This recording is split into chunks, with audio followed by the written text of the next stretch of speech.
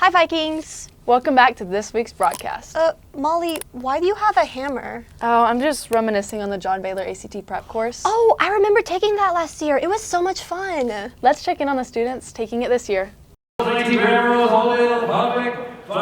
Northwest juniors were able to listen to John Baylor and learn from him before they take the ACT. I really think that he engages by talking and just keeping you involved the whole time, and that's what I really liked about it. Gone to College is an online score jumping engine, a tool that allows students to take scores, ACT and SAT scores, and jump them significantly so they can trigger more scholarships and catch some dreams after high school much more affordably.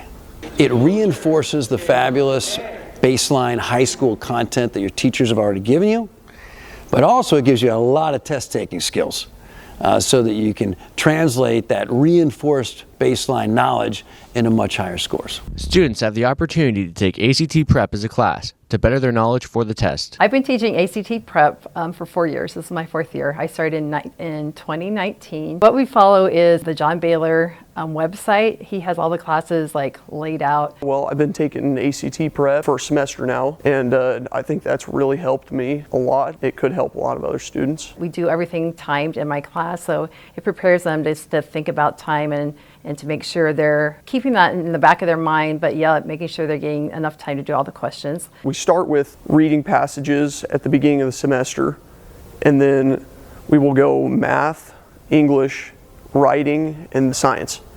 And we will do 10 questions a passage usually, and then we will check it. My pre-ACT score wasn't the greatest, and I wanted to make a change in that, and I wanted to just be better. The ACT is being held at Northwest High School on Monday, April 4th. I just needed 66% on the first two. Wow, it's just like I remembered it. I know, John Baylor never really gets old. Too bad some things can't stay the same. Oh, what do you mean by that? Mr. Hull and Mr. Smith are both planning on leaving Northwest next year. Oh, that's too bad. Where are they going? Well, actually, I don't know. Let's go and see where they're heading.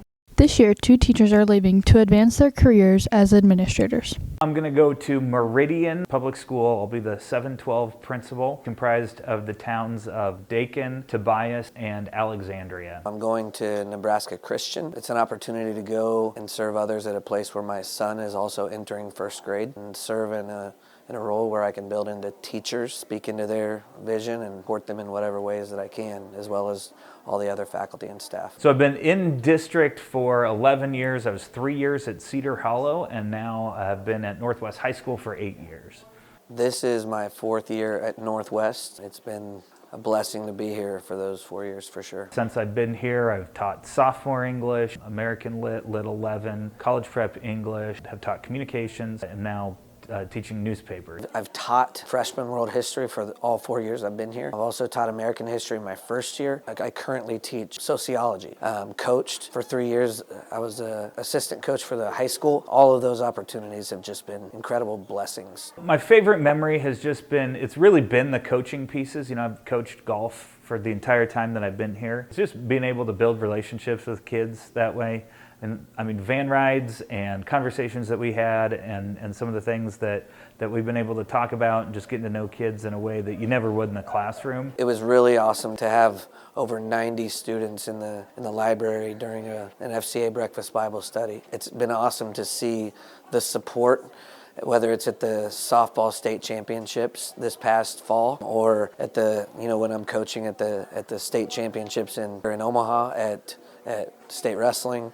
It's like the culture experience of what we have here at Northwest. Felt like the next step for me, having been here for quite a while now. Kind of one of those things that started to grow as I've done this. Really appreciated the administration that we have here at Northwest. They're in it for the right reasons. They support us, they serve us faithfully, and that's something that I want to do for the people that I'm serving at Nebraska Christian. I'm excited to piece it all together and figure out, how I can help and what I can do to help people be successful, both students and the staff that I'll be working with. This is bittersweet. I won't be a stranger. My wife is still going to stay here, Mrs. Smith, and I'm just grateful to be a part of this amazing school. Once a Viking, always a Viking.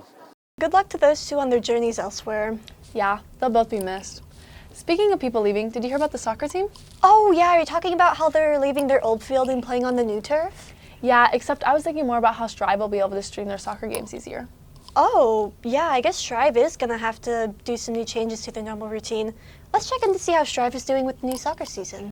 STRIV, the school's live sports broadcast program, has moved with the soccer team into the new Viking field turf. I've been working with STRIV for about 3 years, like not officially. My first year here, but I helped Hinkle out a little bit here and there. But then Hinkle, when we found the ability that we could STRIV soccer games, asked me to kind of come on.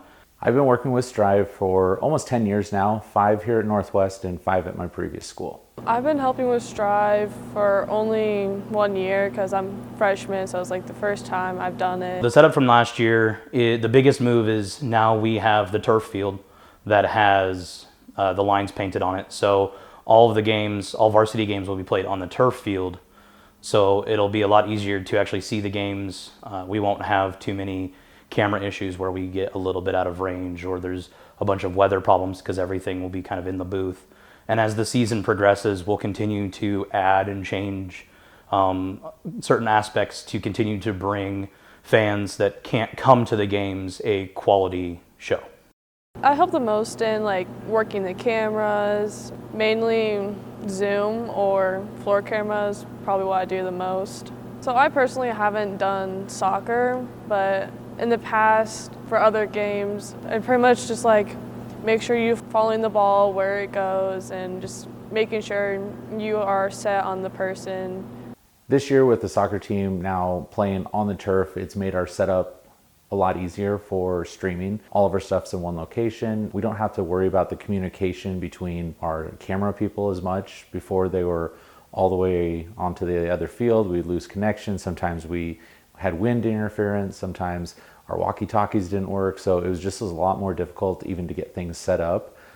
We would have to stream out of the back of Mrs. Purdy's pickup last year just to get high enough with the wind. So this year it's going to be a lot easier. I'm excited when the boys play York or Lexington, and definitely when the girls take on Columbus SCOTUS again to actually prove that we can win and we will win.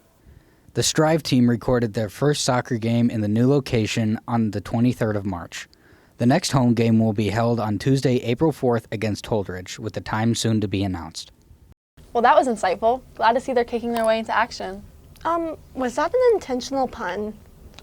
Yeah, duh. That was so corny. Actually, I can think of something even cornier than that. Is it dad jokes, matching couple shirts, PDA? No, high school couples, like Connor and Macy. Welcome back to this week's Viking in the Village. Today, we are seeing how well couples know each other.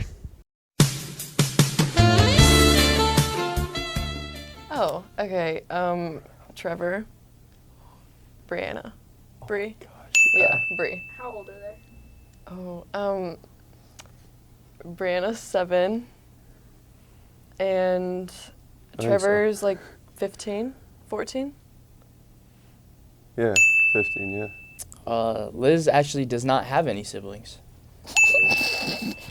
I don't know his older sister, but Natalia is his younger sister. And how old are they? Natalia's 12, and his older sister is 1,000 years old. Siblings. Oh my gosh, no! That's so not fair. That's so no. not fair. There's so many. That's There's not like, fair. There's 3 M's. That's so not fair. And then there's There's so many of them. 2 That's brothers not and 3. That's not fair. There's so many of them. That's not fair. I'm so bad with names. You should see me at work. I don't even remember my boss's name. One's like 4. One's trying to do the Half a math. point? One's like 7.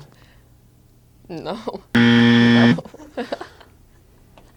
No. There's another one that's 15. Close. 14. No. 16. Yep. She can drive. Mhm. Oh crap, she can. Oh my gosh, that's my bad. The other one's old. Yeah. And then there's another brother that's Yeah. like 8 or something. No. I don't know. 10. No. 9. No. 11. No. No. Next question. Ellie, Payson, and Owen. Owen's 16. Ellie is 13. God, 12. She's 12. Ellie's 12 and Payson is 8. 9? 7. 9. 9. So he has his youngest brother. His name's Deacon, and he's 2 months old. He has his youngest sister. Her name's Ella May, and she is 2 years old. She has his middle sister, Annabelle, and she is 14 years old. Right? No, 15. Mm-hmm. She's 15. And then he has him, and he's 17. Wow, that was so romantic. I guess that's one way to put it. Bye, Vikings. See you in the next one. But make sure to always hammer the grammar. See ya.